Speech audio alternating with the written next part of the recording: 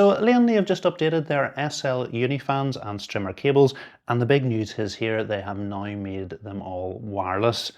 In terms of the fans, they now have the option with the SL Unifans to have an LCD screen in them or no LCD screen. They come in reverse blade and standard blade options and also black and white colour options. So in this video I'm going to be showing you everything that's new with these products. I'll show you how to set them up, including the software. So let's dive in and take a closer look. So opening up a triple pack of the fans do look fairly familiar. The method for joining them is just the same as the older non-wireless versions of the fans. You're just going to simply join them up together and push down to link them in together. And again, we've got a lot of the features on these fans that we had on the previous versions. At the end, you've got these additional connectors, which you can simply twist around and remove, which is not only going to give you a cleaner look, but it's going to give you improved compatibility, particularly if you're mounting these on a radiator. So although Lian have called the fans wireless, they're not truly wireless. We are going to have to power the fans, and obviously we can't do that without wires. So there is one power cable we are going to have to add in, but the control of the fan speed and the lighting effects on the fans is going to be wireless. So you can see now we've got 2 rows of gold connectors, and we've got a single cable to go on to the fans. So it just simply pushes down into place, and coming from it we've got 1 wire. There is still the option to move the position of the wire. You'd rather have the wire coming out this end of the connector. This little plastic cover just simply pulls off. We can then free up our wire for the clip at the top. We can slide the wire down through the clip at the bottom, and then the little plastic cover will simply just push back into place. So coming from the other end of this cable, we've got a standard 4-pin PWM fan connector, and you're simply going to be able to plug this into a fan header on your motherboard, and that is going to power your fans. So with the triple pack of fans, you get 1 of these connecting cables, and like I said, you can plug this into a fan header on your motherboard. Although if you are short of fan headers on your motherboard with the triple pack of fans, you get this cable which has a SATA power connector on one end, and on the other end we've got 3 PWM fan connectors. So all you would need to do is take your PWM cable coming from the fans, plug it into here, plug the other end into a SATA cable coming from your power supply, and that's another way to power 3 groups of fans. And one of the things people often worry about with SATA powered fans is they just run at full speed and there's no way to control them. But because we're going to be using Lian's L-Connect to control the fan speeds, plugging them into a SATA cable coming from our power supply is absolutely fine. In terms of the other features the fans are going to have, you're going to have the screw holes hidden. So on each side you've got these little rubber pads which can simply be pulled off to screw the fan in. And then for a cleaner look, after you've screwed the fan in, you can put the pads back on to help hide it. Or for example, if you're screwing the fan in from the back, there's no need to remove the front ones. Not so easy to show you now with the lighting off, but we do have 2 lighting zones. We've got a lower lighting zone along here, but there is also an upper lighting zone, and both these can be controlled separately. And I'll show you that later on when we come on to the software setup. So this is what the rear of the fans look like, and while this is perfectly acceptable, I do think the reverse blade options look much better. So you are wanting to have your fan set as intake, you're probably better picking up the reverse blade and leaving these fans this way round set to exhaust in the case, and that way you're going to have the good side of the fan on display everywhere. So you might be wondering how things differ with the fans with the LCD screen. The process for connecting the fans up together, connecting the cables on the side, is exactly the same. The only difference is the connector you're going to put on the side is going to have 2 cables coming from it. So we've still got the 4-pin PWM cable, which can either go into a system fan header on your motherboard or into that triple SATA splitter cable. The additional cable is a USB cable, and you're going to plug that into a USB 2.0 header on your motherboard. So in terms of the number of fans you can connect together, if you're going just with the LCD fans, you're allowed up to 3 in a group connected with 1 cable. If you're going with the non-LCD fans, you can have up to 4 in a group. And another really cool feature, it is possible to mix the LCD and non-LCD fans, and you're able to have up to 4 of these in a group, but importantly, you're only allowed up to 2 of the fans to have the LCD screen on them. What is important, if any of the fans in your group have an LCD screen on it, you're going to have to use the connector that has the 2 wires on it. So if there's an LCD screen in your group, you're going to have that USB cable that you're going to plug into a USB 2.0 header on your motherboard. And you're only able to use the cable with a single PWM connector if you don't have any LCD fans in the group.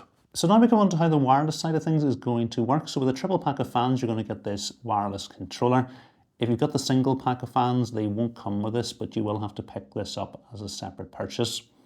So you simply pull the end off. We've got a standard USB connector on the back of it, and you're going to plug this into a USB header on the back of your motherboard, and that's all you need to do. If you'd rather not have this sticking out the back of the PC, there is another option, and with the controller we do get this additional cable. So you're going to plug this wire into the end of the wireless controller.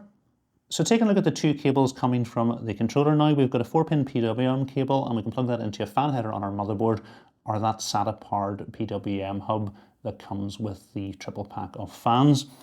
The other cable is a USB 2.0 header, and you can plug that into an internal header on your motherboard, meaning you're going to have everything tucked away at the back of the PC and you're not going to have this sticking out the back. So each wireless controller is going to be able to control up to 10 different groups of devices, so that should be plenty for most builds.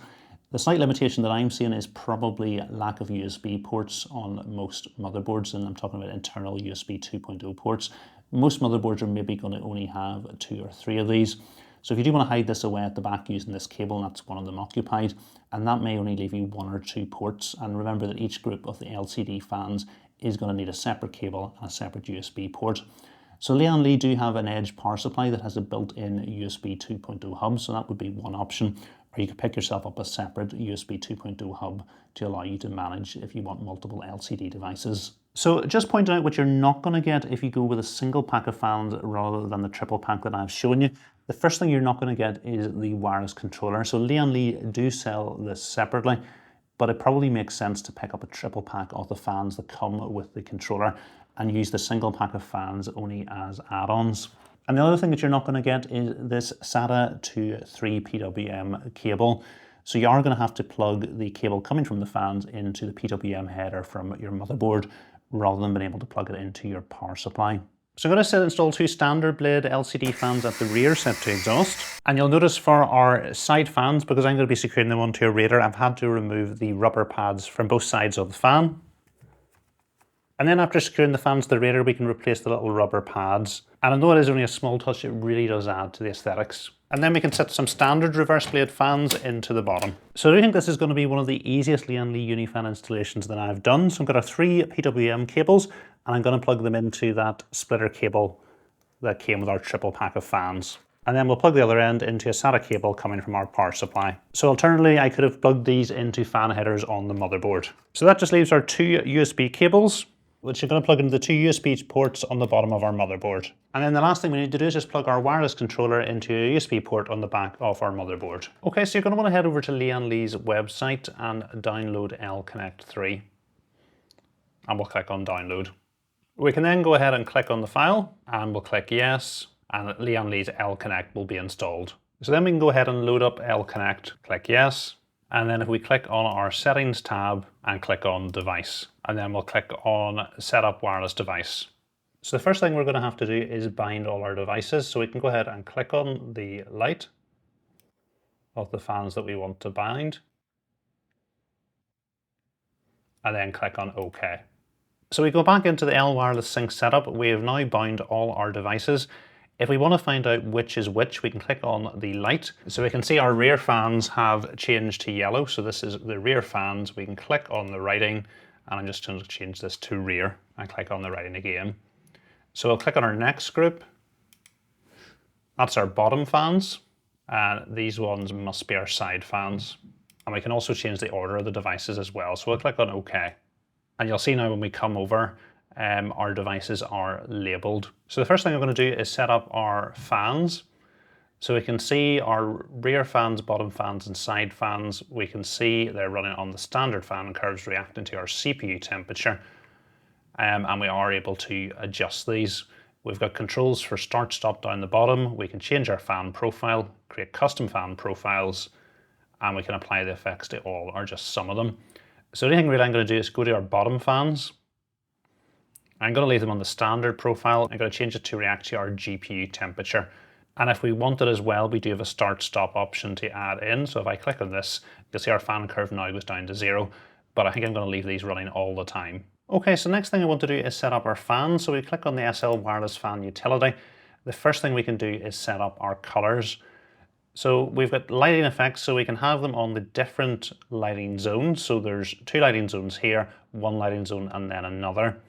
So let's go for some static colors, hopefully. So we'll click here just to show the difference between the 2 zones. We'll click static color, and we're going to paint them all to white. And we can apply them to all our fans by clicking apply to all. So you'll notice that's turned the inner light to all white. So what we can do then is click on the outer light. And if I want that to go to red, we'll go back to static color. We can go to the color profile and we'll click on red. And click apply to all. So that then should give you a really good look at the inner and outer lights of the fans. Next thing to do is set up our LCD screen, and you can notice when we're hovering over, we've got controls for controlling our fan profile, we've got our LCD screen and our lighting effects. So I'll click on the LCD screen. So we can change what is shown on each of these. So we click here, we have the options to add in GIFs, videos, sensors or animations. So let's click on animations and we'll put one of these on. And we'll click on the other fan and go for an animation as well. And we'll try this one. And you'll notice we've now got animations playing on our rear fans. So we'll head over and take a look at our side fans. And we'll click on the LCD screen. And this time, let's go for sensor. And it's currently set to CPU sensor. We've got different styles that we can go for. So let's try a different one. Yeah, that one looks pretty good. And you'll notice at the moment our sensor is upside down. So we would just need to press the rotation to get it to go the right way up. So we'll just add some sensors into the other ones. So we'll click on the second one, we'll change it to a sensor, and we'll have this one as our GPU temperature.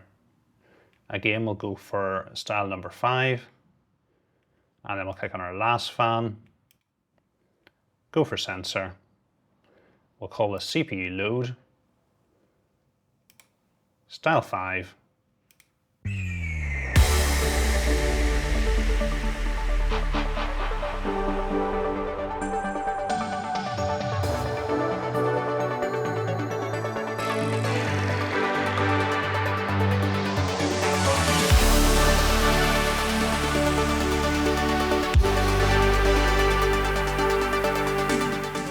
So really impressed with just how easy these new wireless uni fans are to set up. Definitely without having any hubs or additional wires coming from them, it really simplifies the process. And although they're not truly wireless, there is definitely less wires to plug in. And I think really the only thing to be careful with is that you have enough USB ports on your motherboard for everything that you want to plug in. And that's really only going to come if you're using the LCD fans. In terms of the software setup, this was really seamless and really straightforward, and you see you have absolutely loads of customization options, both in terms of your fan speeds and your RGB. And it's really nice to see that the new version of these SL Uni fans have 2 lighting zones on them compared to 1 with the older versions. So hopefully you have enjoyed this video. If you have, please remember to give it a thumbs up, and if you're not currently subscribed to the channel, please hit the subscribe button as well. Thanks for watching.